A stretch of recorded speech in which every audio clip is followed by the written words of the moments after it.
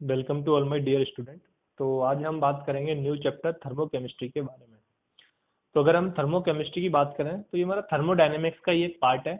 But इस part में हम मेनली बात करेंगे रिएक्शंस के बारे में कि रिएक्शंस में हीट कैसे एक्सचेंज होती है और इसमें वेरियस टाइप ऑफ हीट के बारे में हम बात करेंगे जो रिएक्शंस में इन्वॉल्व होती हैं।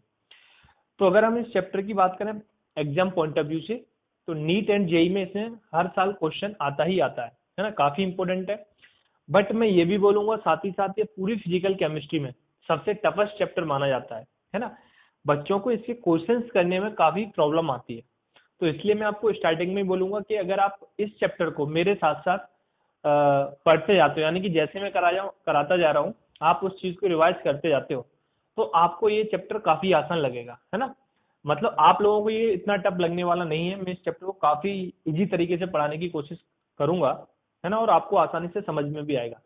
बस उसके लिए एक शर्त है कि आपको साथ साथ में इसको क्या करना पड़ेगा, रिवीजन करना पड़ेगा, है ना। तो हम बात करते हैं अब थर्मोकेमिस्ट्री के बारे में।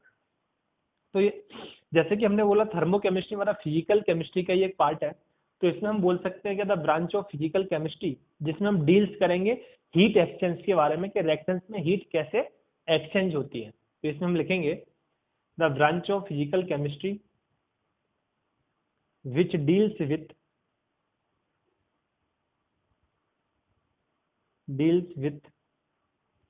heat exchange heat exchange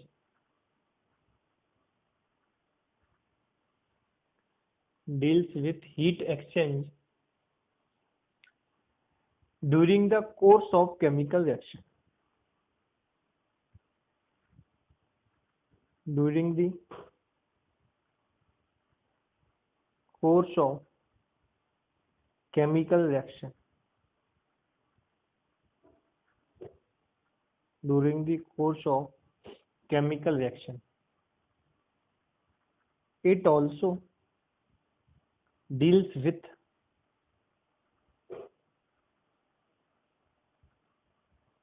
determination of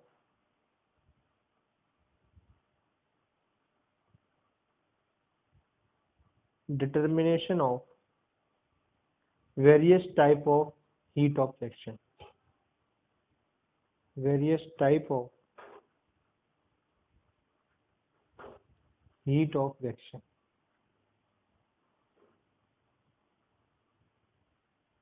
various type of heat of reaction, है ना।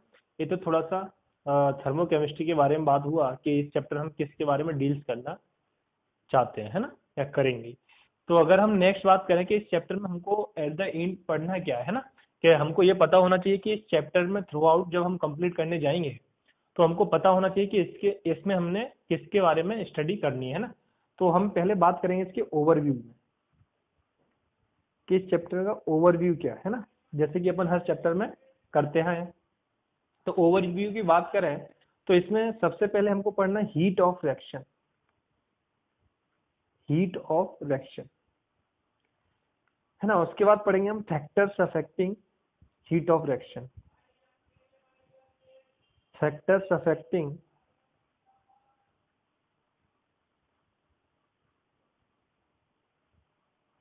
हीट ऑफ रिएक्शन, इसको शॉर्ट में HOR बोलेंगे, है ना, हीट ऑफ रिएक्शन। देखो ओवरव्यू किसी भी चैप्टर के लिए क्यों इंपॉर्टेंट है।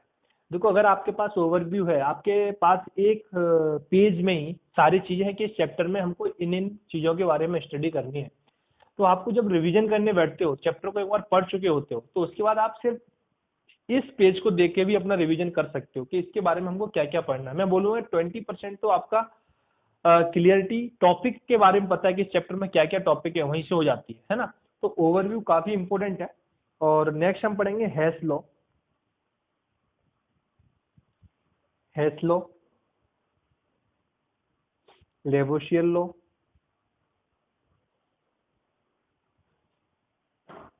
And Laplace law, Laplace law, है ना। इसके बाद पढ़ेंगे different type of heat of reaction, है ना, different type of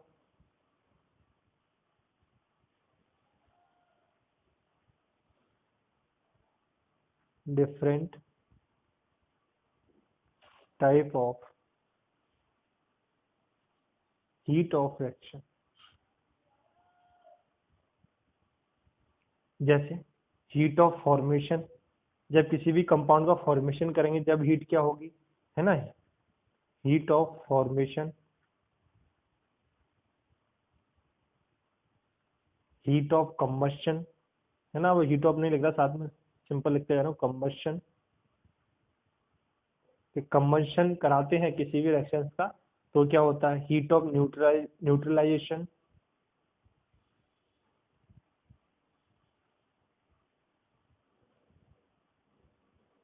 heat of hydration,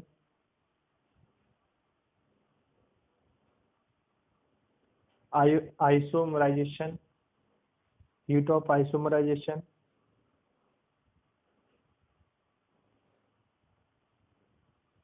heat of solution,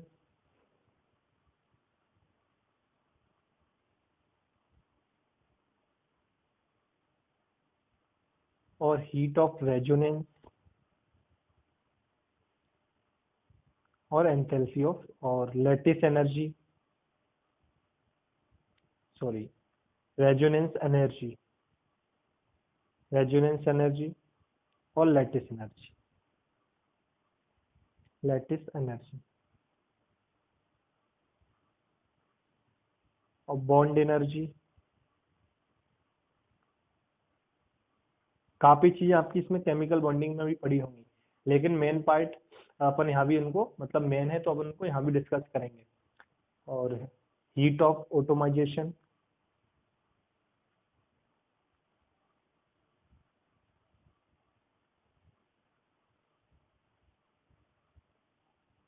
heat of automisation, enthalpy of fusion,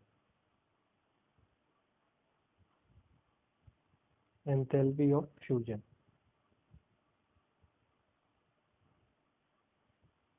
इसके बाद पढ़ेंगे enthalpy of vaporisation,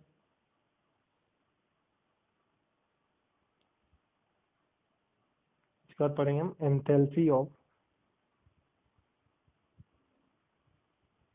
vaporisation,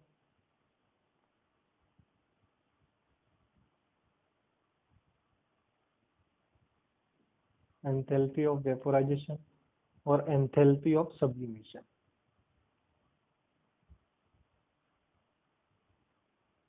enthalpy of sublimation,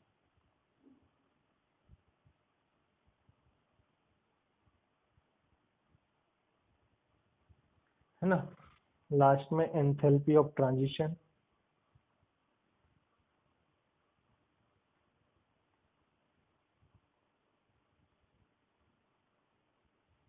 enthalpy of transition और Born Haber cycle. ये तो आपने पढ़ रखा है पहले ही केमिकल बॉन्डिंग में भी, बॉर्न हैवर साइकिल, है ना। तो इसके बारे में थोड़ा थोड़ा जानेंगे जो अपन पहले पढ़ लें। इलेक्ट्रॉन गेन एंथैल्पी,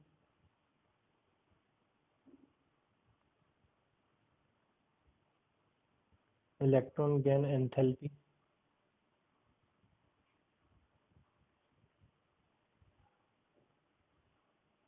और आयोनाइजेशन एंथैल्पी।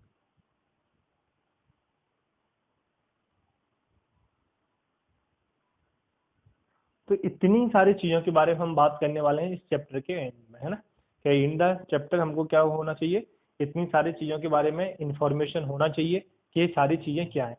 तो थ्रू आउट हमको इस चैप्टर के अंदर इतनी सारी चीजें डिस्कस करनी है। क्लियर है। तो अब हम स्टार्ट करेंगे यहाँ से अपना main topic, types of reaction, है ना। तो अब हम बात करेंगे टाइप्स ऑफ रिएक्शंस के बारे में।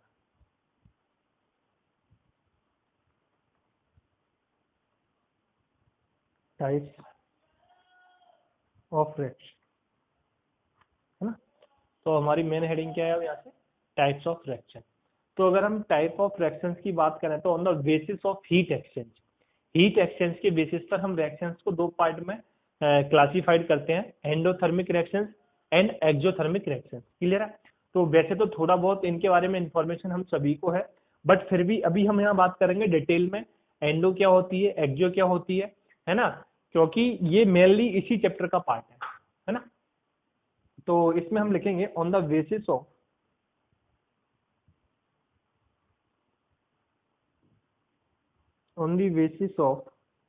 Heat exchange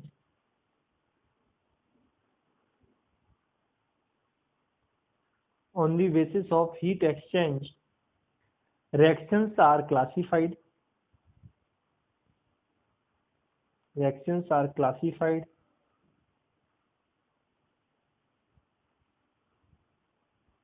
into two categories.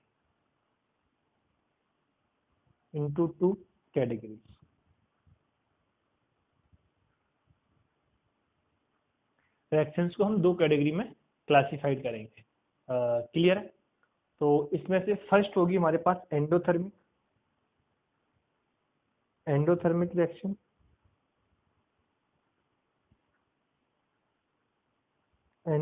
Reaction, और सेकंड होगी एक्सोथर्मिक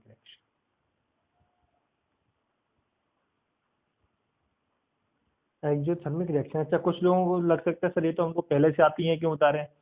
देखो भाई, आती हैं वो ठीक है, लेकिन इसमें कुछ तो आपको अलग मिलेगा, है ना।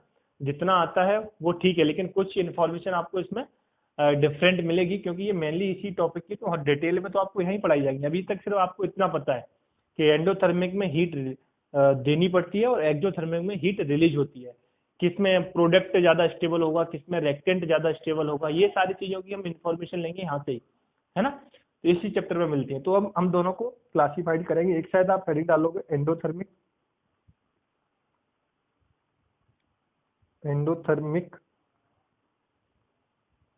रिएक्शन, और इधर लिख लोगे exothermic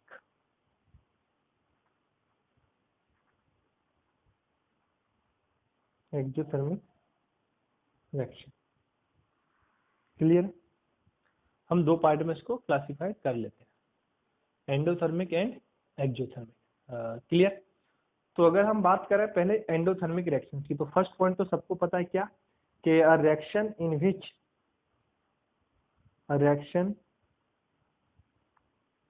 which heat is absorb, heat क्या हो, एब्जॉर्ब हो, heat is absorb. Heat absorb का मतलब क्या है कि इसको हीट अपन देते हैं, है ना। और एक्सोथर्मिक में क्या होती है, हीट रिलीज होती है। तो इसमें लिखेंगे a reaction in which heat is release,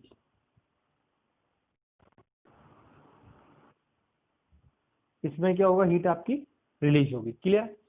second point, delta H R, यानी change in heat of reaction. Delta H R का मतलब क्या है, change in heat of reaction. Clear? तो इसमें अगर डेल्टा एच आर की बात करें तो वो होगा हमारा summation of enthalpy of product,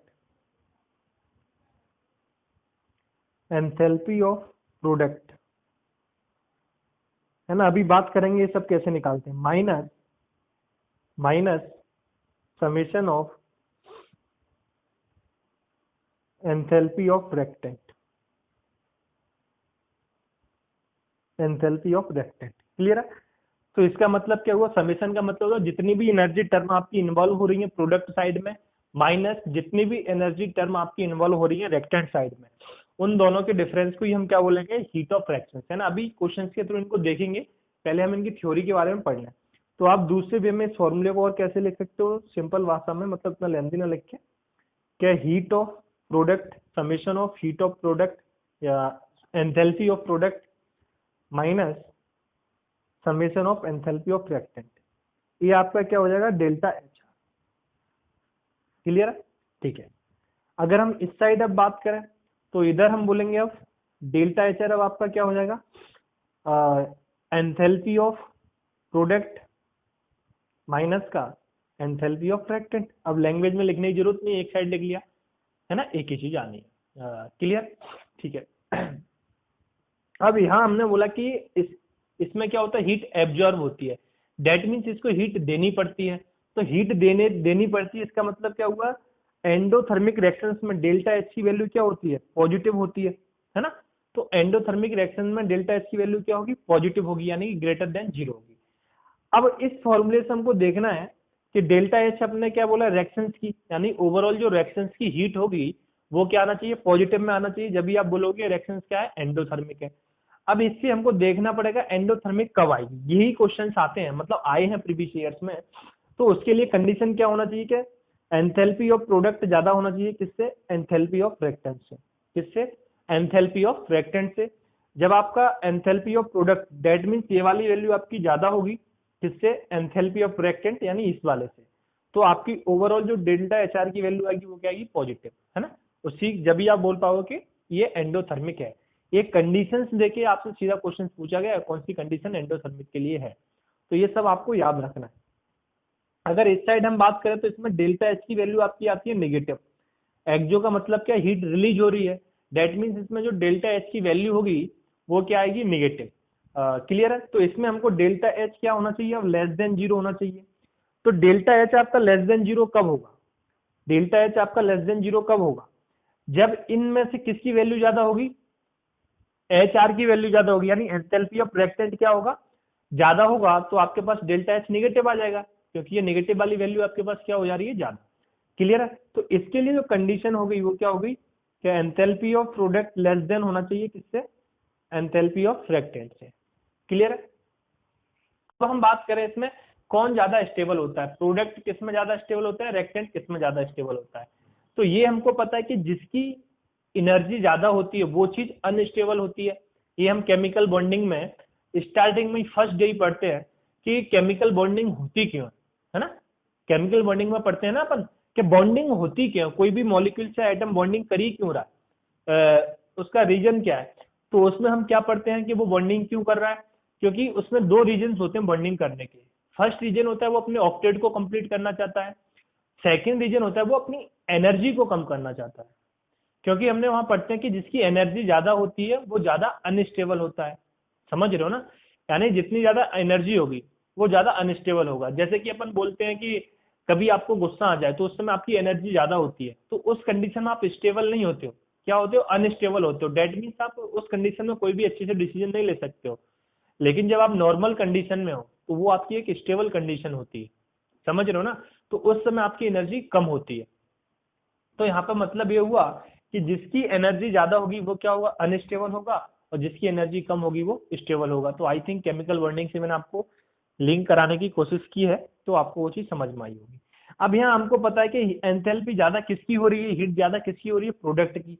that means इस केस में एंडोथर्मिक रिएक्शंस में आपका अब प्रोडक्ट क्या होगा, रिलेटिवली लेस स्टेबल होगा as compare to reactant. Clear है, समझ में आता है ऐसा क्यों हो रहा है ना। आ रहा है ना, बोलो हाँ। हाँ आ रहा है, चलो ठीक है, समझ में आएंगे ना, क्योंकि एनर्जी ज्यादा है। तो इसमें हमारा नेक्स्ट पॉइंट क्या लगेंगे, product are relatively, products are relatively less stable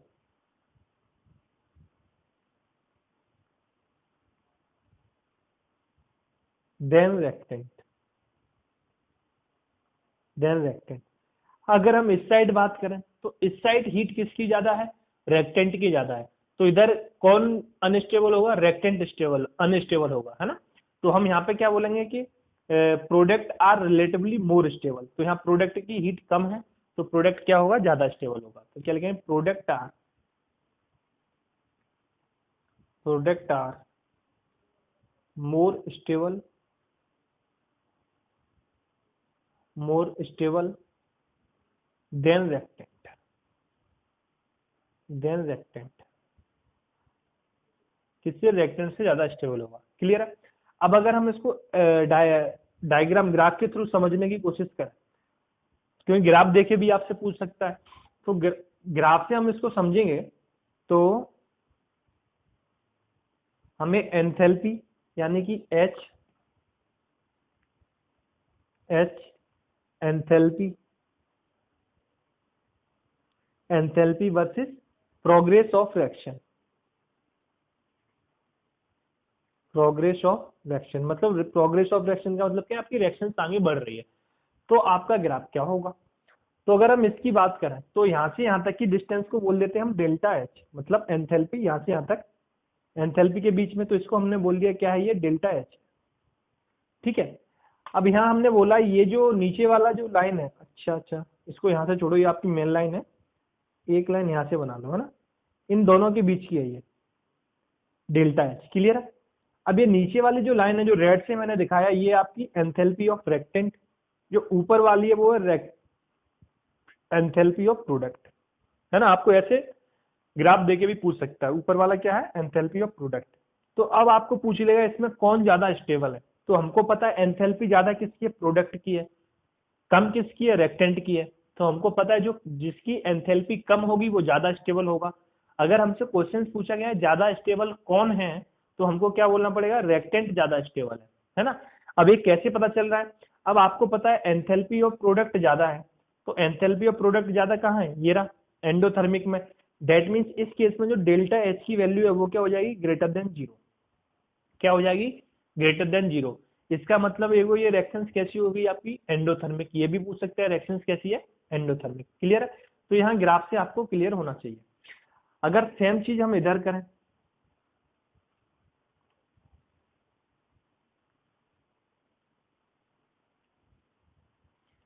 graph हमारा सेम है, ये enthalpy versus progress of reaction, progress of reaction, clear. तो यहाँ पे ये जो लाइन है हमारा एंथैल्पी ऑफ रिएक्टेंट, ये है एंथैल्पी ऑफ प्रोडक्ट। इन दोनों के बीच की जो डिस्टेंस है इसको बोले हम डेल्टा एच आर। अच्छा ये दोनों स्ट्रेट लाइन होंगी, मेरी थोड़ा यहाँ जाके चौड़ गई है ना, हाँ, तो वो आपको दोनों स्ट्रेट लाइन है ना, ठीक है। तो इसमें जो डेल्टा एच आर की वैल्यू क्या होगी आपको ये बताना है। तो इसमें देखो आपकी एंथैल्पी ऑफ रिएक्टेंट ज्यादा है, एंथैल्पी ऑफ रिएक्टेंट ज्यादा है, दैट मीन्स ये वाली वैल्यू ज्यादा है।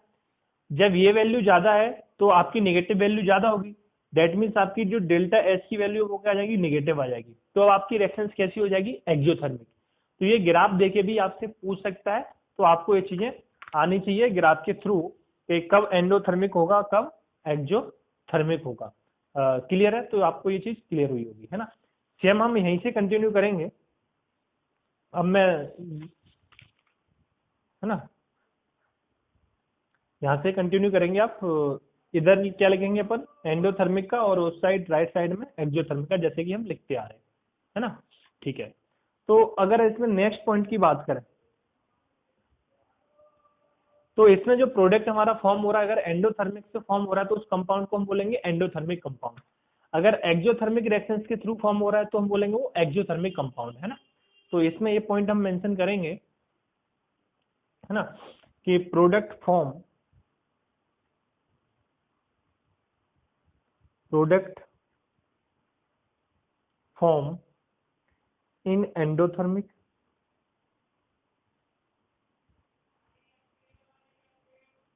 in endothermic reaction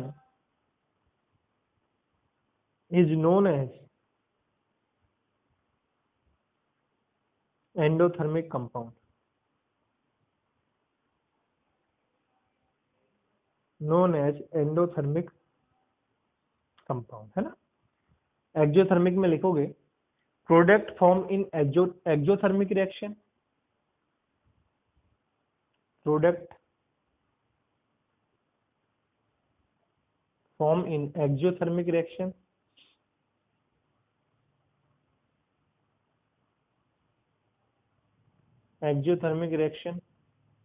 is known as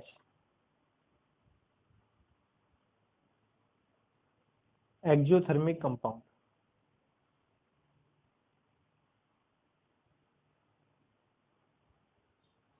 known as exothermic compound, है ना। अब अगर हम बात करें इनके रिप्रेजेंटेशन की, कि हम इन रिएक्शंस का रिप्रेजेंटेशन कैसे करते हैं, एंडोथर्मिक एंड एक्सोथर्मिक का, है ना। तो क्या रिप्रेजेंटेशन,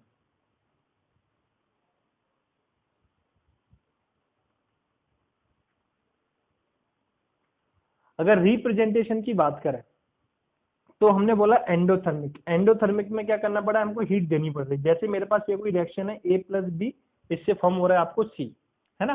तो यहाँ पे A और B आपका क्या है, रेक्टेंट है, और C आपका क्या है, प्रोडक्ट है, क्लियर है।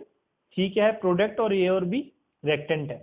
तो इसमें अगर हम इस साइड हीट क्या देनी पड़ रही है, तो हम रेक्टेंट साइड को देंगे, है ना, ये एक्स। तो हम इसको एक तो इस तरीके से रिप्रेजेंट कर सकते हैं कि यहाँ पे एक्स क्या है, हीट है ना, हीट एब्जॉर्ब का मतलब क्या है, हीट देनी पड़ रही है। तो हमने क्या किया, यहाँ हीट ऐड कर दिया रेक्टेंट साइड में। दूसरे वे में हम इसको और क्या बोलते हैं, और कैसे लिखी हो सकती है रिएक्शन, ए प्लस बी, ये तो आपके रेक्टेंट है और सी प्रोडक्ट है। आप रेक्टेंट साइड में हीट दे रहे हो तो आप इसको एक इक्वल का सिंबल मान सकते हो, और उस साइड जाएगी हीट तो क्या हो जाएगी, नेगेटिव। तो आप इसको सी माइनस एक्स भी लिख सकते हैं, है ना। तो ये दोनों रिप्रेजेंटेशन क्या है, सही है, आपको ये रिप्रेजेंटेशन आना चाहिए। और हम इसको कैसे रिप्रेजेंट कर सकते हैं, ए प्लस बी, यहाँ से आपको मिल गया प्रोडक्ट सी, और इसमें जो डेल्टा एच की वैल्यू वो रखिए एक्स।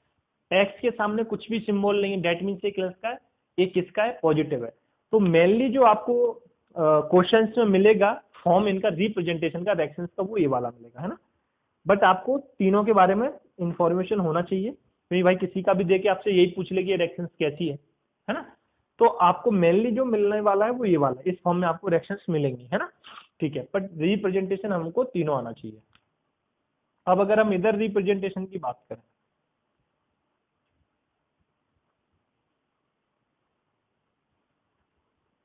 रिप्रेजेंटेशन क्लियर, तो इसमें हम रिप्रेजेंटेशन कैसे करेंगे, जैसे ए और बी ये आपके रेक्टेंट है, सी आपका प्रोडक्ट है, ये दोनों रेक्टेंट है। यहाँ अब हीट रिलीज होती है तो आप इसको इस साइड लिखोगे, प्रोडक्ट साइड में जो रिलीज हो रही है ना। तो ये क्या है, आपकी हीट।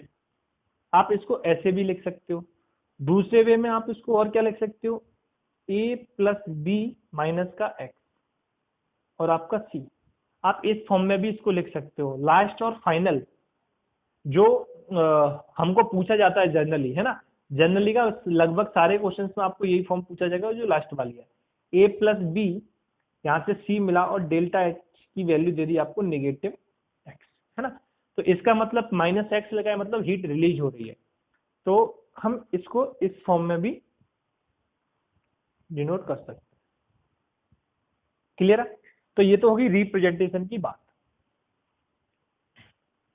अगर जितनी ज्यादा, अब अगर हम इसमें बात करेंगे, अगर डेल्टा एच की वैल्यू जितनी ज्यादा पॉजिटिव होती जाएगी तो इसमें आपका लेस स्टेबल होता जाएगा कौन, प्रोडक्ट, है ना।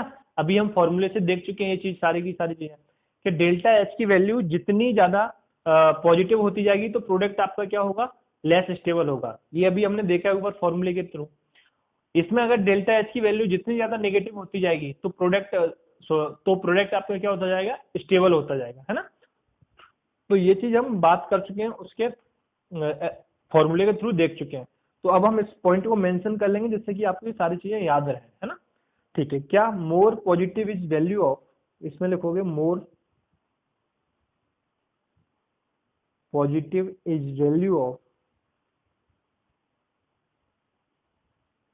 Value of delta H lesser will be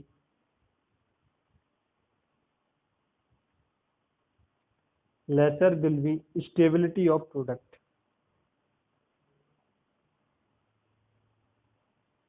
stability of product, lesser will be stability of product. और क्या बोलते हैं, higher will be stability of reactant, higher will be stability of reactant. ठीक है, और इसमें क्या हो जाएगा, जस्ट इसका रिवर्स, क्या, more negative value of delta H, more negative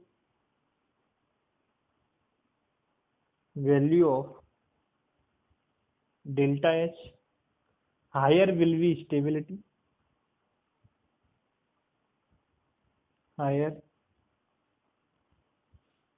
will be stability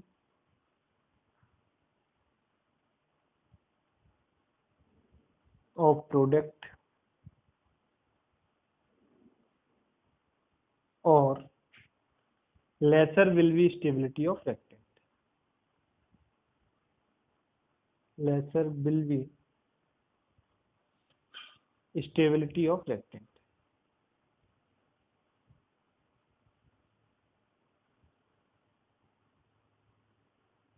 reactant की स्टेबिलिटी क्या होगी, कम होगी। क्लियर है? तो उम्मीद करता हूँ ये चीज़ें आपको क्या हो गई होंगी यहाँ पे, क्लियर हो गई होंगी, है ना, जो मैं आपसे यहाँ बात कर रहा हूँ, है ना। ठीक है, अब हम बात करेंगे इनके एग्जाम्पल्स के बारे में, है ना, कि इनके एग्जाम्पल्स क्या है, एंडोथर्मिक और एक्सोथर्मिक के इम्पोर्टेंट है, यही डायरेक्टली आपसे पूछ लिए जाते हैं। तो अगर हम बात करें एग्जाम्पल्स की, तो इसमें हम एग्जाम्पल लिखेंगे किसके अंदर, पहले एंडोथर्मिक के अंदर, कि डिसोसिएशन रिएक्शन, जितनी भी आपकी डिसोसिएशन रिएक्शन होती हैं उनको हम रखते हैं एंडोथर्मिक की कैटेगरी में। अब ऐसा क्यों होता है, क्योंकि आपको पता है डिसोसिएशन में हम क्या करते हैं, बॉन्ड को ब्रेक करते हैं। तो जब आप बॉन्ड को ब्रेक करोगे तो आपको क्या करना पड़ेगा, हीट देनी पड़ेगी, तो वो कौन सा हो जाएगा, एंडोथर्मिक। और डीकम्पोजिशन रिएक्शन,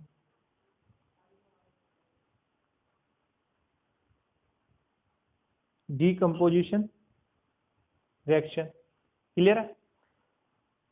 डीकम्पोजिशन का मतलब भी क्या है, आप उसमें तोड़ते हो बॉन्ड को, है ना, ब्रेक करते हो, फिर डीकम्पोजिशन कराते हो, तो उसमें भी क्या करना पड़ेगा, आपको एनर्जी देनी पड़ेगी, है ना, क्या करना पड़ेगा, एनर्जी देनी पड़ेगी। तो इसको भी हम किस कैटेगरी में रखेंगे, endothermic. Phase change reaction, phase change reaction, phase change का मतलब क्या है, जैसे सॉलिड से आपका कोई रिएक्शन जा रही है लिक्विड में, सॉलिड से कहाँ जा रही है, लिक्विड में, तो इसका मतलब क्या हुआ, आपको बॉन्ड ब्रेक कराने पड़ते हैं जब भी तो उससे लिक्विड बनाओगे। तो यहाँ भी क्या करना पड़ेगा, आपको हीट देनी पड़ेगी। या फिर आप लिक्विड से जाते हो गैस के अंदर, तो भी आपको हीट देनी पड़ेगी। या फिर आप सॉलिड से जाते हो कहाँ, गैस के अंदर, एस यानी सॉलिड, जी यानी गैस, तो भी आपको क्या करना पड़ेगा, हीट देनी पड़ेगी। तो ये सारी हमारी आती हैं एंडोथर्मिक रिएक्शंस के अंदर। नेक्स्ट है फोटोसिंथेसिस, फोटोसिंथेसिस, फोटोसिंथेसिस में भी क्या करते हैं, हीट देते हैं, तो इसलिए भी एंडोथर्मिक होगी। नेक्स्ट है आयोनाइजेशन एंथैल्पी, आयोनाइजेशन एंथैल्पी, अगर हम बात करें आयोनाइजेशन एंथैल्पी की, तो आयोनाइजेशन एंथैल्पी में क्या होता है कि आपको इलेक्ट्रॉन निकालने के लिए एनर्जी देनी पड़ती है, तो वो भी कैसा हो गया आपका, endothermic. Bond energy, bond energy का मतलब क्या है कि बॉन्ड को तोड़ने के लिए आपको क्या देनी पड़ रही है, एनर्जी देनी पड़ रही है। ऑटोमाइजेशन एनर्जी, ऑटोमाइजेशन में भी क्या करना पड़ता है, आपको हीट देनी पड़ती है ना, सॉलिड से किसी को गैस में कन्वर्ट करना है तो आपको क्या करना पड़ेगा, हीट देनी पड़ेगी। तो ये सारी हमारी किसके अंदर आएंगी, एंडोथर्मिक के अंदर, है ना। तो अब हम बात करेंगे एक्सोथर्मिक रिएक्शंस में, कि एक्सोथर्मिक के आपके एग्जांपल्स क्या हो सकते हैं। तो अब देखो यहाँ से आपको सिर्फ रिएक्शंस याद करनी है, मतलब नाम आपको सारे पहले से सुने हुए हैं, तो आपको अभी इजीली पता चल जाएगा कौन एंडोथर्मिक है, कौन एक्सोथर्मिक रिएक्शन है ना। ठीक है। अगर इसकी बात करें तो कंबस्शन रिएक्शन, इसके एग्जांपल क्या हो गए आपके, कंबस्शन रिएक्शन। कंबस्शन में क्या होता है, हम किसी चीज को जलाते हैं, है ना, जलाते हैं तो उसमें क्या होगा, हीट रिलीज होगी, है ना। तो कंबस्शन रिएक्शन हमारी क्या है, एक्सोथर्मिक का एग्जांपल है, क्या है, एक्सोथर्मिक का एग्जांपल है। सेकेंड होगी न्यूट्रलाइजेशन रिएक्शन, न्यूट्रलाइजेशन रिएक्शन,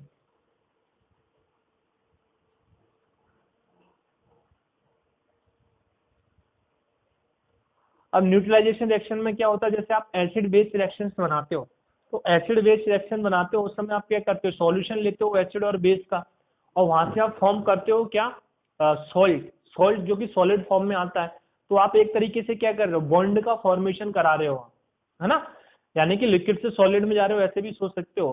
तो बॉन्ड का फॉर्मेशन करा रहे हो, डेट मीन्स यहाँ पे भी क्या होगी, आपकी हीट रिलीज होगी। Hydration reaction, hydration reaction, hydration में भी हम क्या कराते हैं, बॉन्ड का फॉर्मेशन कराते हैं वाटर मॉलिक्यूल के साथ, ये बॉन्डिंग में देखा है हमने, है ना। तो हाइड्रेशन रिएक्शन भी इसका एग्जांपल है। और फॉर्मेशन, फॉर्मेशन, अब फॉर्मेशन हमारा दोनों टाइप का होता है, एक्सो भी हो सकता है और एंडो भी हो सकता है, ये हम देखेंगे, डिपेंड करेगा। जैसे कि मैंने पी ब्लॉक में आपको पढ़ाया था कि नाइट्रोजन के जो ऑक्साइड है वो उसको अपन जबरदस्ती फोर्सफुली ऑक्साइड का फॉर्मेशन कराते हैं, नेचुरली वो ऑक्साइड का फॉर्मेशन नहीं होता है, वरना तो इन्वायरमेंट में जितनी भी ऑक्सीजन प्रेजेंट है वो नाइट्रोजन के साथ कंबाइन होकर ऑक्साइड ही बना लेगी, फिर अपन को क्या मिलेगा, है ना। तो हमने देखा था वो क्या था, फॉर्मेशन हो रहा था, बट वो कैसा था, एंडो था। अपन उसको हाई टेम्परेचर दे रहे थे जब उसको अपन करा रहे थे, है ना। और ठीक है, तो जर्नली जो फॉर्मेशन वाली रिएक्शन होती है वो एक्जो होती है ना। सम केसेस में आपकी कैसी होंगी, एंडो। सम केसेस में कैसी होंगी आपकी, एंडोथर्मिक रिएक्शंस होंगी। क्लियर। तो सम केसेस में जैसे में कुछ जो इंपोर्टेंट एग्जांपल है, सब तो नहीं आपको पढ़ना है, पर जो कुछ इंपोर्टेंट एग्जांपल्स हैं उसके बारे में हम बात कर लेते हैं। जैसे कि एंडो के एग्जांपल जो है, आपको जैसे मैं नाइट्रोजन का ही एग्जांपल दिया अभी, तो वही लिख लें, NO हो गया, N2O हो गया, N2O4 हो गया, है ना, और OF2 हो गया, ऑक्सीजन और फ्लोराइड का, है ना, die oxygen die fluoride O2F2 हो गया, है ना। ये सारी चीजें आप पहले भी बात कर चुके हैं। तो ये सब किसके, एंडोथर्मिक के एग्जांपल्स हैं। ये जनरली फॉर्म नहीं होते, अपन जबरदस्ती इनको फॉर्म कराते हैं, सीधी सी बात है, इसलिए आपको हीट देनी पड़ती है। तो यहाँ तक हमारा एंडो और एक्जो एक बेस क्लियर हो गया कि अब आपको यहाँ पर कहीं भी कंफ्यूजन नहीं होगा एंडो और एक्जो रिएक्शंस के अंदर। अब नेक्स्ट हम बात करें हीट ऑफ रिएक्शन और एंथैल्पी ऑफ रिएक्शंस क्या होती है। नेक्स्ट हेडिंग डालोगे heat of reaction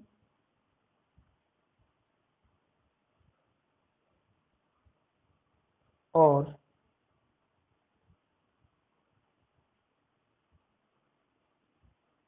enthalpy of reaction. Heat of reaction और एंथैल्पी ऑफ रिएक्शन, है ना।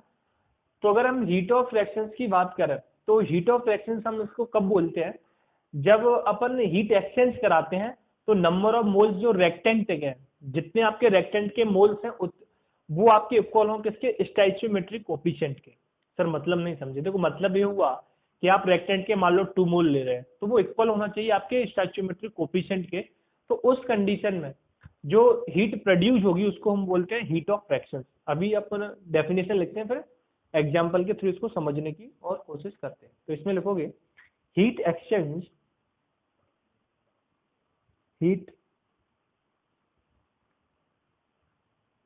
exchange when number of moles of reactant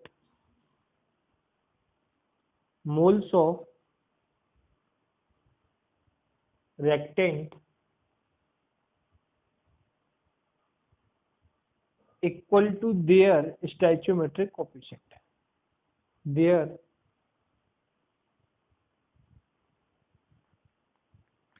stoichiometric coefficient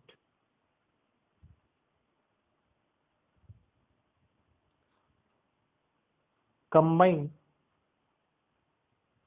together to form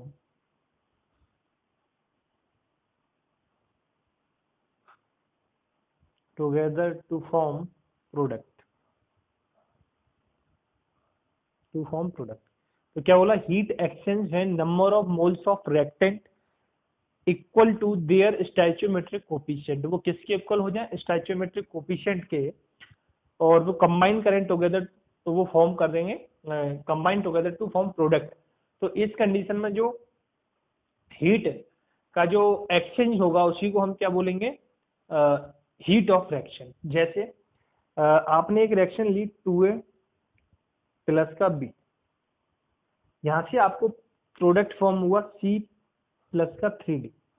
अब यहाँ पहले इसका मीनिंग समझेंगे कि when number of moles of reactant equal to their stoichiometric coefficient, इसका मीनिंग क्या है, कि इसका मीनिंग ये है, अच्छा पहले मैं इसकी हीट जो रिलीज हो रही है इस रिएक्शन में, रिलीज या फिर देनी पड़ रही है, प्लस में लिखी है तो किलोजूल पर मोल, है ना। तो सबसे पहली बात जो हीट आपको यहाँ जो लिखी है किलोजूल पर मोल, ये हीट आपको दी गई है रिएक्शंस की, और कितनी रिएक्शंस की दी गई है, 1 मोल ऑफ रिएक्शंस की। पर मोल का मतलब क्या है, 1 मोल ऑफ रिएक्शंस। ये हीट है आपकी पूरी इस रिएक्शंस की, और कितने मोल ऑफ रिएक्शंस की है, 1 मोल ऑफ रिएक्शंस की। कितने मोल ऑफ रिएक्शंस की है, 1 मोल ऑफ रिएक्शंस की, बिकॉज क्योंकि ये यहाँ पे पर मोल का मतलब ही होता है 1 मोल। तो यहाँ जो स्टोइचियोमेट्रिक कोफिशिएंट इक्वल होना चाहिए, उसका मतलब सिर्फ इतना सा था कि आपके जब 2 2A प्लस 1B कंबाइन होता है, फॉर्म करता है 2C प्लस का 3D, C प्लस का 3D। तो ये सामने इसके नंबर लिखा है, ये इसका स्टैच्यूमेट्रिक कोफिशिएंट है। ये A का स्टैच्यूमेट्रिक कोफिशिएंट है 2, B का स्टैच्यूमेट्रिक कोफिशिएंट है 1, कुछ नहीं लिखा है तो 1 मानेंगे। C का कितना है 1, D का कितना है 3। तो यहाँ इसका मतलब ये है कि आपके 2 moles of A and 1 moles of B combine होके 1 mole of C and 3 mole of D बनाते हैं। तो इससे हमारे पास 1 मोल ऑफ फ्रैक्शंस का फॉर्मेशन होता है। इसका सिर्फ इतना सा मीनिंग ये है। आप ये नहीं बोलोगे सर 2A तो 2 मोल्स ऑफ हो गए, वो रिएक्शंस की बात अलग है, ये किसकी है, सिर्फ A की बात है, ये सिर्फ B की बात है। तो ये इतने कंबाइन होते हैं जब इतना फॉर्म करता है, जिसे अपन 1 मोल ऑफ फ्रैक्शन बोल रहे हैं। 1 मोल ऑफ फ्रैक्शन बोल रहे हैं, पर मोल का मतलब क्या है, 1 मोल, है ना। तो ये 1 मोल ऑफ फ्रैक्शंस की हीट होती है। क्लियर है, तो इतना आपको क्लियर हो गया होगा, है ना। इसका मतलब आप चाहे तो लिख लेना क्या है, पर मोल ऑफ फ्रैक्शन। क्लियर। जैसे नेक्स्ट लिया मैंने 3A प्लस का 2B, ये कंबाइन होके इसने बना लिया 5C प्रोडक्ट, है ना। तो इसमें अगर मैं बोला कि जो डेल्टा H की वैल्यू है वो आपके पास y किलो जूल पर मोल, इसका मीनिंग क्या हो गया कि जब 3 moles of A plus 2 moles of B combine होते हैं तो हमको मिलता है 5 moles of C, that is equal to 1 mole of, that is equal to 1 mole of fraction, है ना। ये 1 मोल ऑफ फ्रैक्शन के इक्वल होंगे, है ना। तो ये मीनिंग है इसका, है ना। ठीक है, तो किलोजूल पर मोल, तो इसमें कितनी हीट आपको देनी पड़ेगी, 22, है ना। अगर लास्ट आप ले लें, अगर A और B, यहाँ से फॉर्म हो रहा है C, और इक्वल का मतलब क्या हुआ, वैसे तो ये इसके स्टैच्यूमेट्रिक कोफिशिएंट है, पर अपन मोल्स के टर्म में यहाँ बात कर रहे हैं, क्योंकि यहाँ 1 मोल ऑफ फ्रैक्शन की बात कर रहे हैं, है ना। ये आपने मोल मोल एनालिसिस में भी पढ़ा हुआ है ना, ये सारी चीजें, ठीक है। अगर हम इसकी डेल्टा एच की बात करें तो मैंने बोल दिया माइनस का जेड किलोजूल पर मोल है। अब इसका मतलब क्या हो गया कि 1 मोल ऑफ रिएक्शंस को कंप्लीट कराने के लिए माइनस जेड हीट क्या होती है, रिलीज होती है। बट ये 1 मोल ऑफ रिएक्शंस का फॉर्मेशन या रिएक्शंस कब होती है, जब आपका 1 mole B and 1 mole C combine होके 1 mole of 1 mole A 1 mole B combine होके 1 मोल ऑफ सी का फॉर्मेशन कर रहे हैं, उस कंडीशन में आपकी 1 मोल ऑफ फ्रैक्शन कंप्लीट होती है। ठीक है, तो इसमें कंफ्यूज ना होना, सिंपल सा मीनिंग है। वैसे तो आपको इनसे समझ में आ गया होगा कि यहाँ का मीनिंग क्या है, आपको मेन ये समझ में आना चाहिए। पर मोल लिखा है मतलब ये रिएक्शंस के बारे में बात कर रहा है, पर मोल लिखा है रिएक्शंस के बारे में, पर मोल रिएक्शंस के बारे में। दैट मीन्स ये जो डेल्टा एच की वैल्यू दी है वो रिएक्शंस की दी है, ना कि इन 2A की दी है, ना कि B की दी है, आप, है ना। बस इसका मीनिंग इतना सा है। अब यहाँ से हम स्टार्ट करेंगे हेस लॉ, है ना। तो उम्मीद करता हूँ सारी चीजें सबको क्लियर होती जा रही होंगी और काफी इंपोर्टेंट है ना। ठीक है, अब यहाँ से आपके मेन टॉपिक चालू हो जाते हैं, और टॉपिक तो सारे ही मेन है ना। ठीक है, हेस लॉ।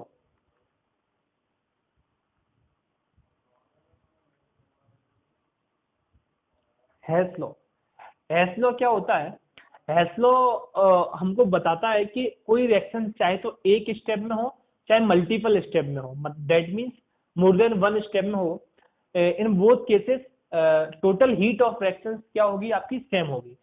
मतलब ये हुआ कि आपकी रिएक्शन अगर एक स्टेप में हो रही है या फिर मल्टीपल स्टेप में हो रही है, मोर देन वन स्टेप में हो रही है, तो दोनों केस में तो जो टोटल हीट ऑफ रिएक्शन है या एंथैल्पी ऑफ रिएक्शन है वो क्या होने वाली है, सेम होने वाली है। ये हमको कौन बोलता है, हेस लॉ बोलता है ना। तो इसमें लिखेंगे हम whether a reaction takes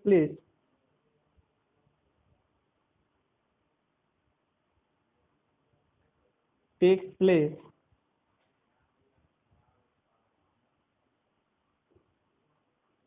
in single step और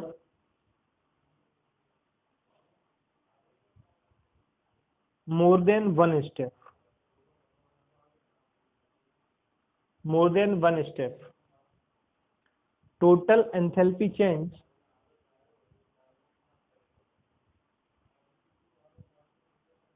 total enthalpy change remains same, remains same, because enthalpy is a state function. ऐसा क्यों हो रहा है? Because enthalpy is a state function.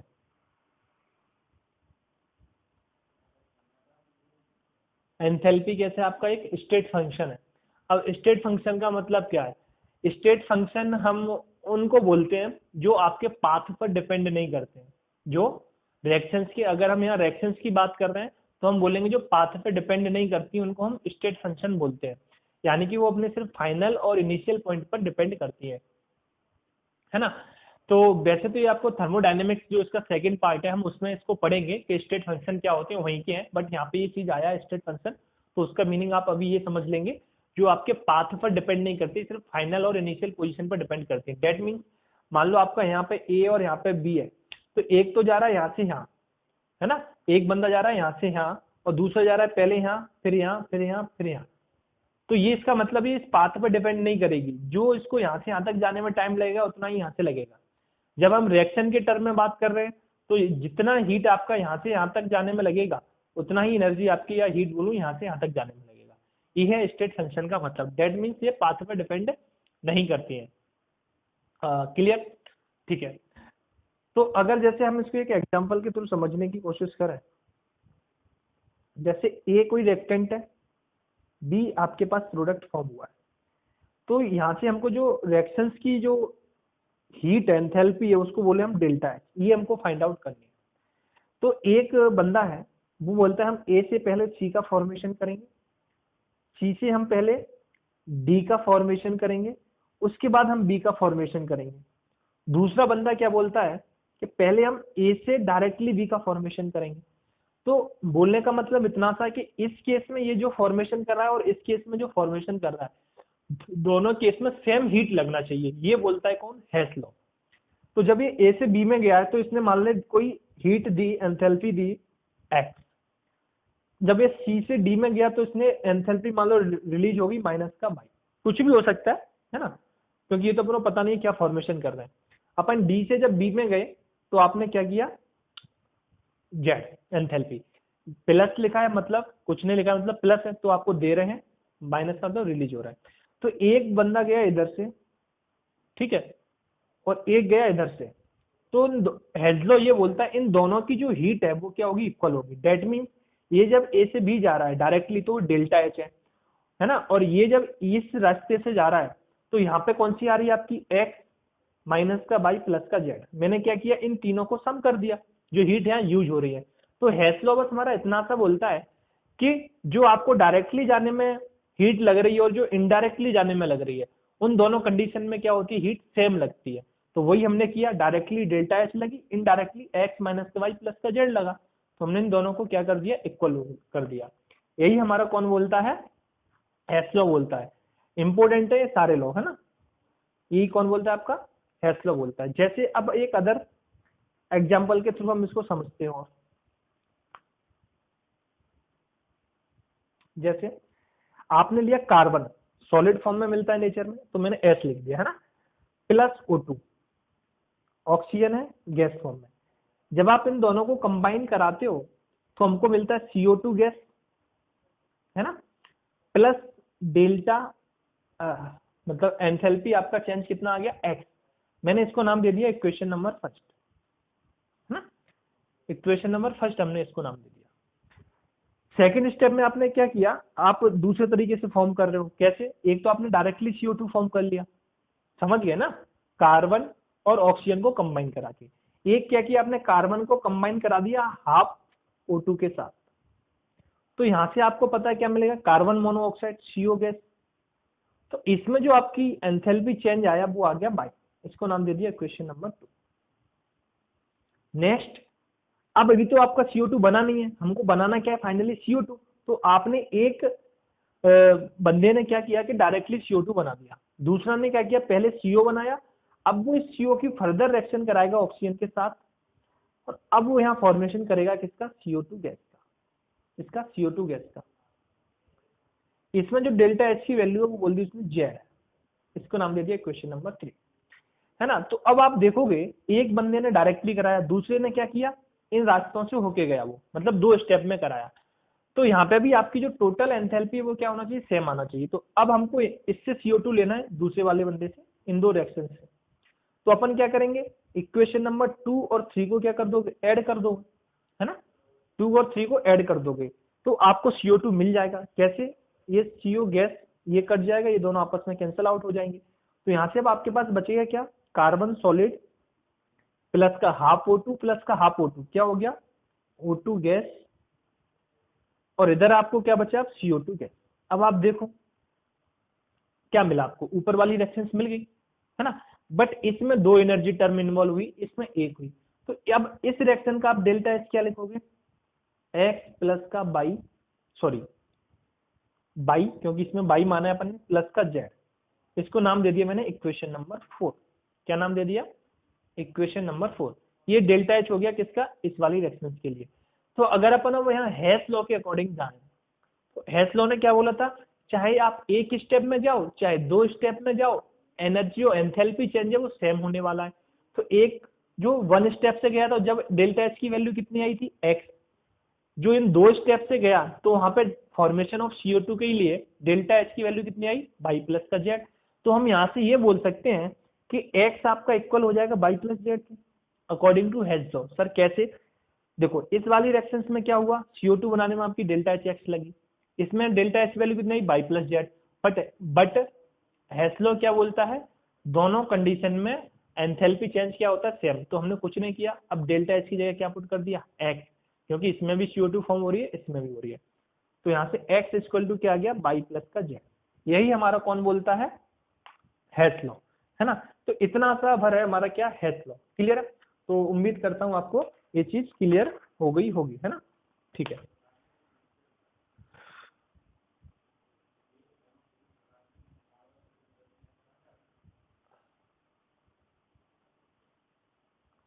अब नेक्स्ट हम बात करेंगे लेवोशियर लॉ की।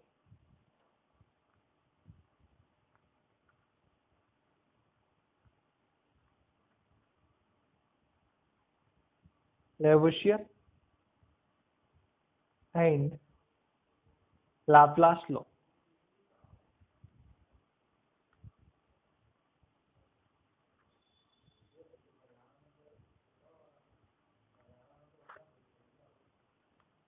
अगर हम बात करें लेवोशियर एंड लाप्लास लॉ की, तो यहाँ पर जो लेवोशियर लॉ है वो हमको क्या बताता है कि आप अगर रिएक्शंस को क्या करते हो, रिवर्स कर देते हो, रिवर्स कर देते हो तो जो एंथैल्पी चेंज का सिंबल है वो आपका क्या हो जाएगा, चेंज हो जाएगा।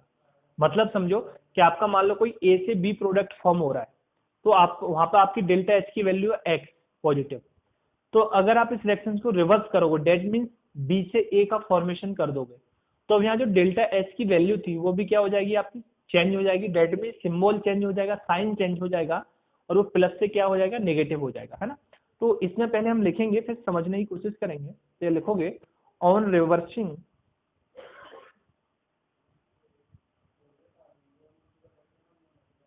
on reversing any chemical reaction,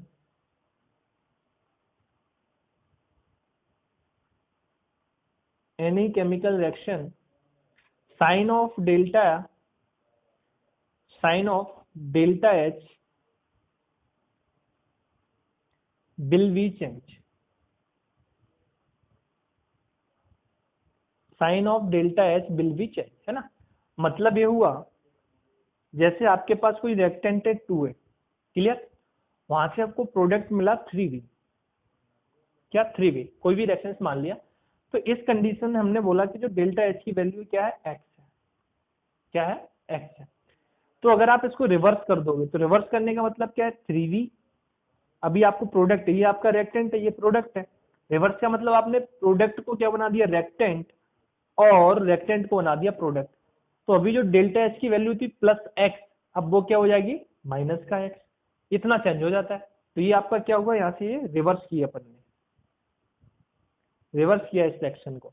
तो रिवर्स करने पर सिर्फ लॉवरेशियर एंड लॉवलॉस ने क्या बोला था कि आप रिएक्शन को रिवर्स करते हो तो उसमें जो डेल्टा एच की वैल्यू है वो भी क्या हो जाएगा, उसका साइन क्या हो जाएगा, चेंज हो जाएगा। इतना सा है आपका क्या, लेवोशियर एंड लैप्लास लॉ। अब इसमें अगर हम नेक्स्ट बात करें थर्मो केमिकल इक्वेशन के बारे में कि थर्मोकेमिकल इक्वेशन क्या होती है।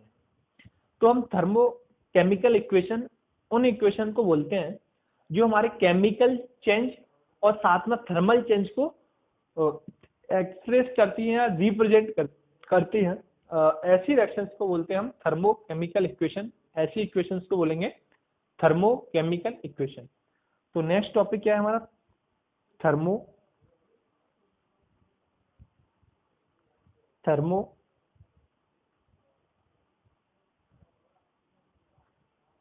Chemical equation.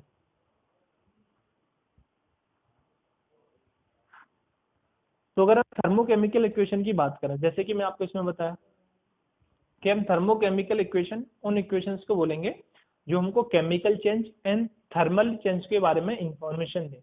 उन इक्वेशन को बोलेंगे थर्मोकेमिकल इक्वेशन। थर्मल चेंज का मतलब हीट के बारे में, केमिकल चेंज का मतलब आप समझ ही रहे हो, जैसे यहाँ ए से केमिकली चेंज किया अपने और क्या बन गया, प्रोडक्ट बी में कन्वर्ट हो गया, समझ रहे हो ना। तो ये हमारा क्या है, केमिकली चेंज है। क्लियर। तो इसमें आप पहले लिखोगे an equation which represents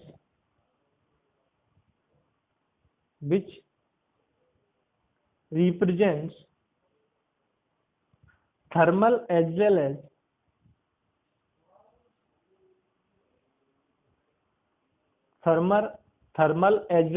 chemical change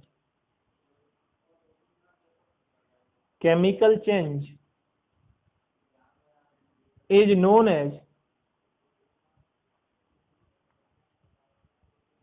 as thermal chemical equation। Thermal chemical equation, उसको हम क्या बोलेंगे, थर्मल केमिकल इक्वेशन। क्लियर है। जैसे 2a प्लस का b, यहां से हमको प्रोडक्ट मिला 4c। क्लियर। तो यहाँ पर हम देखेंगे कि 2a और b से हमको क्या मिल गया, c प्रोडक्ट में कन्वर्ट हो गया। दैट मीन्स यहाँ पर जो a और b थे वो किस में कन्वर्ट हो गए, c में। तो इस जो चेंज हो रहा है इसको हम बोलते हैं क्या, केमिकल चेंज। Chemical change. और इसमें जो एनर्जी आपका चेंज, एनर्जी में जो चेंज आता है, मान लो इसमें आया माइनस का 2x का चेंज, तो इसको हम बोलते हैं थर्मल चेंज। जो एनर्जी में चेंज आया उसको बोलते हैं थर्मल चेंज। थर्मल चेंज है ना। तो देखो हमने जो चीज बोली कि equation which represent thermal as well as chemical change is known as thermal chemical equation, है ना। तो ये केमिकल चेंज हुआ, ये थर्मल चेंज हुआ, तो इसको बोला हमने थर्मल केमिकल चेंज। अब जो थर्मल केमिकल इक्वेशंस होती हैं वो हमारी ऑर्डिनरी अलजेब्रिक इक्वेशन होती हैं। दैट मीन्स कि इन इक्वेशन में हम कुछ भी मतलब ऐड कर सकते हैं, किसी भी नंबर से मल्टीप्लाई कर सकते हैं, सब्सट्रैक्ट कर सकते हैं, है ना। इक्वेशन को भी आपस में सब्सट्रैक्ट कर सकते हैं, डिवाइड कर सकते हैं, है ना। अलजेब्रिक का मतलब है कि आप मल्टीप्लाई कर सकते हो, ऐड कर सकते हो, डिवाइड कर सकते हो, है ना। हो गया ना चारों चीज, मल्टीप्लाई, ऐड, सब्सट्रैक्ट और डिवाइड, है ना। तो कुछ भी आप कर सकते हो ऐसी इक्वेशन को, मतलब तो इसलिए कैसी होती है, अलजेब्रिक इक्वेशन होती है। तो इसमें आप ये पॉइंट भी लिख लोगे, thermal chemical equation, thermal chemical equations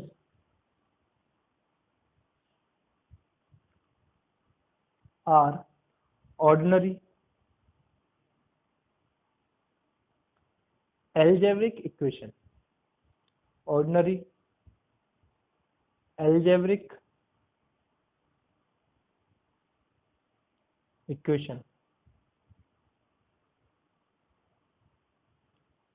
which can be added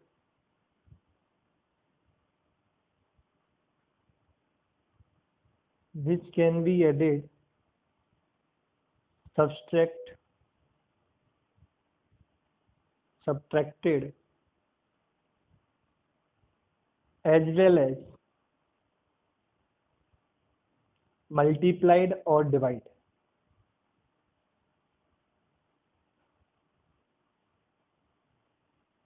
multiplied और divided by any number, divided by any number. Clear?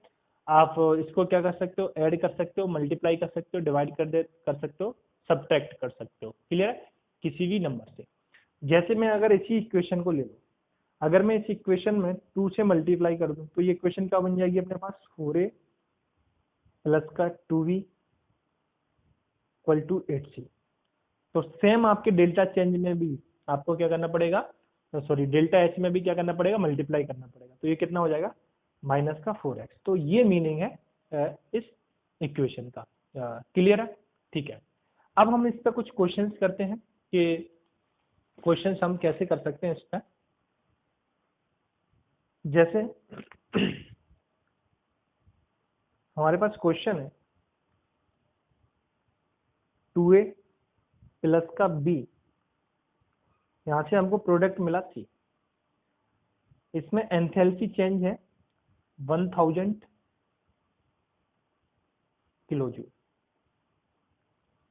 Second है 3d, है ना, यहां से हमको प्रोडक्ट मिला 6e, इसमें जो एंथैल्पी चेंज है वो है 200 या 2000 ही मान लो किलो जूल। वैसे 2000 ज्यादा हो जाएगा तो 100 ही मान लो ना, 200 इसको 100, है ना। ठीक है। एक है 2f, यहां से आप आए g मिला आपको, और इसमें जो एंथैल्पी चेंज है माइनस का 300 किलो जूल। क्लियर है? अब आपसे क्वेश्चन ये कर रहा है, क्वेश्चन क्या है, ये तीन आपको रिएक्शंस क्या है, गिवन है, क्वेश्चन है ये आपका एक तरीके से। क्या है ये, क्वेश्चन है, गिवन है, और आपसे पूछ ये रहा है क्वेश्चन फर्स्ट में आपसे क्या पूछ रहा है, आपको बताना है g से 2f, इसमें डेल्टा एच की वैल्यू क्या है। फर्स्ट क्वेश्चन आपका ये। सेकंड क्वेश्चन है आपका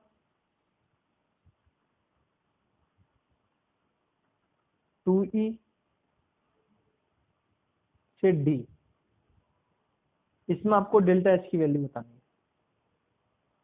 क्लियर? तो देखो अगर हम इसकी बात करें g से 2f जाना है, तो देखो हमने किया क्या, एक्चुअली में इस वाली रिएक्शंस को रिवर्स कर दिया है, इसको इधर लेके आ गए और प्रोडक्ट को, रेक्टेंट को प्रोडक्ट साइड में ले गए। तो ये हमको बताया था किसने, लेवोशियर लॉ ने, कि आप रिएक्शन को रिवर्स करते हो तो उसमें डेल्टा एच की वैल्यू क्या हो जाती है, साइन चेंज हो जाता है। तो अभी देखो डेल्टा एच माइनस का 300 है, तो अब इस रिएक्शन के लिए जो डेल्टा एच की वैल्यू है वो कितनी हो जाएगी, प्लस का 300 किलो जूल। बस हो गया सॉल्व। ऐसे क्वेश्चन आते हैं आपके जेईई नीट में, है ना। अब इसकी बात कर लो, इस सेक्शन में क्या हो रहा है, 2e से आपको कहाँ जाना है, d में जाना है ना, कहाँ जाना है, 2e से d में जाना है। तो देखो किया क्या इसने, इस वाली रिएक्शंस को रिवर्स कर दिया है ना, इस वाली रिएक्शंस को क्या किया, रिवर्स किया है, और फिर डिवाइड कर दिया किससे, 3 से। समझ रहे हो ना। जैसे में अगर इसको पहले इस रिएक्शंस को आप रिवर्स करके लिखो तो आप क्या लिखोगे, 6e से 3d। जब आपने इस रिएक्शंस को रिवर्स किया तो डेल्टा एच की वैल्यू कितनी होगी, माइनस का 200 किलो जूल। बट आपको तो चाहिए क्या, 2e से d, तो आप क्या करोगे, 3 से इस रिएक्शन को डिवाइड कर दोगे। जब 3 से डिवाइड करो तो क्या हो जाएगा, 2e d, मिल गया ये। जब आपने इसको 3 से डिवाइड किया तो आपको इसको भी क्या करना पड़ेगा, 3 से डिवाइड करना पड़ेगा किलो जूल। तो आपके पास इसका आंसर क्या आ गया, माइनस का 200/3 किलो जूल। क्लियर है? तो आपके पास अब इसकी वैल्यू कितनी आ गई, ये आ गया आपका आंसर। चाहो तो आप यहाँ लिख लो कितना, माइनस का 200/3 किलो जूल। क्लियर है? काफी सिंपल क्वेश्चन है ना। हाँ बस सिंपल जब है, जब आपको आ जाने चाहिए, जब नहीं आते तो काफी टफ लगते हैं चीजें। हाँ क्वेश्चन नंबर इसी का थर्ड ले लेता हूँ। थर्ड में मैं आपसे पूछ रहा हूँ 4a 2b, यहां से मिला 2c, इसमें भी आपको क्या बताना है, डेल्टा एच की वैल्यू बतानी है। क्या करना है हमको, डेल्टा एच की वैल्यू बतानी है। तो इसमें भी हमने किया क्या है, हमको चाहिए 4a, तो सबसे पहले a देखो किस रिएक्शन में, इस वाली रिएक्शन में, तो हमने इस रिएक्शन को लिख लिया ए प्लस का बी आपको मिल रहा है सी, है ना, और आपको क्या चाहिए 2C। तो जो हमने किया कुछ नहीं है, अब अगर इस रिएक्शन का डेल्टा एच आपको कितना दे रखा है 100 किलो जूल, क्लियर। अब आप इस रिएक्शन में अगर 2 से मल्टीप्लाई कर दो तो आपको इधर भी 2 से मल्टीप्लाई करना पड़ेगा, तो ये आपका क्या बन जाएगा 4A प्लस का 2B, यहाँ से क्या मिल जाएगा 2C। तो डेल्टा एच की वैल्यू कितनी हो जाएगी 200 किलो जूल, कितनी हो जाएगी 200 किलो जूल, क्लियर है। तो उम्मीद करता हूँ ये चीजें काफी सिंपल हैं और आपको समझ में भी आ रही होंगी। अगर नेक्स्ट क्वेश्चन ले हम इस पे, फोर्थ,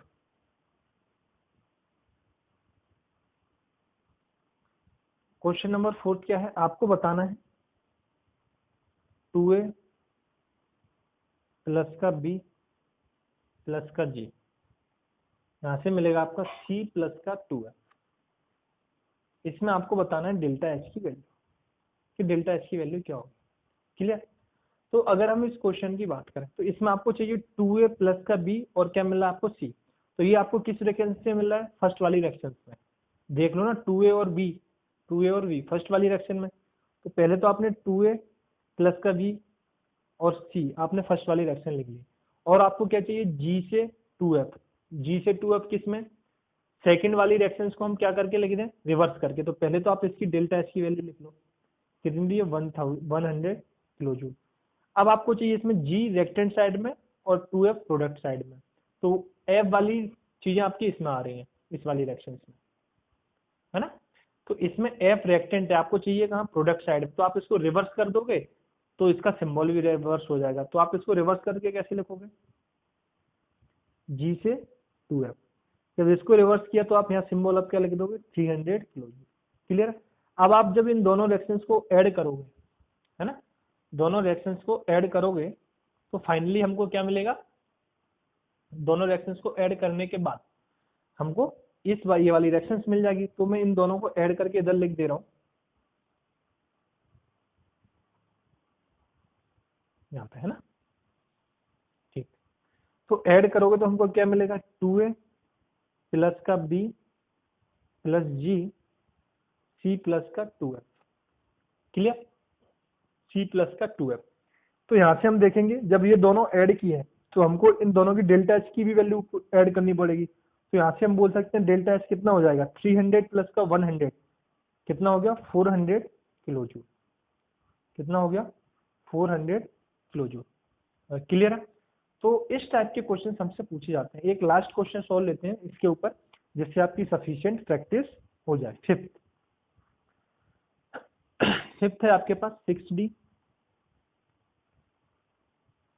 प्लस का 2F, यहाँ से आपको मिल रहा है 12E प्लस का G, इसमें आपको डेल्टा एच की वैल्यू बताना है, क्लियर। तो अब देखो हमको 6D चाहिए, तो D किस में आ रहा है, पहले तो आप देख लो इस वाली रिएक्शन में आपका D आ रहा है सेकंड में, इसमें D आ रहा है, आपको कितना चाहिए 6D चाहिए। तो आप इस रिएक्शन में क्या करोगे 2 से मल्टीप्लाई करोगे, तो मैं डायरेक्टली 2 से मल्टीप्लाई करके लिख दूं इस रिएक्शन को, ठीक है। तो 6D से 12E, तो यहाँ पे अब डेल्टा एच की वैल्यू जो 200 थी, तो आपने 2 से मल्टीप्लाई किया है ना, 2 से मल्टीप्लाई किया जब तो 6D बना है। तो यहाँ भी आप 2 से मल्टीप्लाई करो तो डेल्टा एच की वैल्यू कितनी हो जाएगी 400 किलो जूल, क्लियर। और आपको क्या चाहिए 2F से G, तो 2F से G आपका थर्ड रिएक्शन में 2F से G, क्लियर है। तो इसको आप लिख लो 2F से G, तो डेल्टा एच की वैल्यू कितनी हो जाएगी आपके लिए माइनस का 300। अब क्या करना है, दोनों रिएक्शंस को ऐड करोगे तो आपके पास क्या आएगा 6D प्लस का 2F 12E प्लस का G, और यहाँ से जो डेल्टा एच की वैल्यू कितनी हो जाएगी 400 माइनस का 300, तो कितना हो गया 100 किलो जूल। तो ये आ गया आपके पास फाइनल आंसर। अब देखो काफी आसान क्वेश्चन है, अगर आपने लो आपको समझ में आ गए तो, नहीं आए तो फिर तो कुछ भी नहीं जा रहा होगा अंदर, है ना, ठीक। अगर हम बात करें इन क्वेश्चंस को एग्जाम में कैसे करना है, तो एग्जाम में आपको अभी बार बार रिएक्शंस नहीं लिखनी है, आपको यहीं से पता है 2 से मल्टीप्लाई हो रहा है, तो आप सीधे यहाँ 2 से मल्टीप्लाई करके सीधी वैल्यू लिखोगे 400, पता है ये वाला आ रहा है, इसको माइनस कर दोगे, वैल्यू भी लिखने की जरूरत नहीं, सीधा 100, है ना। यानी सेकंड्सों में आपके क्या हो जाएंगे, ये क्वेश्चंस हो जाएंगे अगर हम एग्जाम की बात करें तो, है ना। और बाकी तो घर पे प्रैक्टिस करने के लिए आप ऐसे इन क्वेश्चंस को कर सकते हैं। क्लियर है?